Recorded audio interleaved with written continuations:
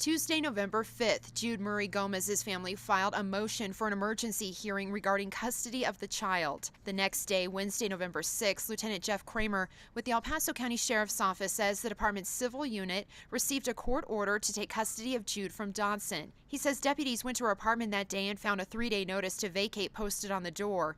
In addition, Kramer says a neighbor told them keys had been left in the lock earlier in the day. Own walkthrough of the apartment, their observations were that although furniture was there, much of the personal belongings had been already taken out of the apartment, things like clothing. From there, Kramer says the deputies went to 2 additional locations given to them by the family, but were unable to locate Shannon and Jude. The next day, Thursday, November 7th, Kramer says the civil unit was given a phone number by the family, which they called and found it was disconnected. No additional information was readily available for our deputies to be able to do any follow-up to try to locate that child for the purpose of executing that court order. The emergency motion filed in court by the family says Dodson's actions place the mental, physical, and emotional welfare of the child at risk of harm and endanger his well-being. But Lieutenant Kramer says the order his office received is a different and condensed version and didn't mention an immediate threat to the child. The information that we had received, documentation that we had for the order, there was nothing in there that necessarily described that there was some kind of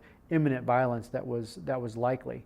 Nor was there anything on scene or anything through the course of the investigation or in our dealings with the family members that would have suggested something like that. When asked what families should do in the future when similar situations arise, Kramer says there's no blanket answer as every situation is different.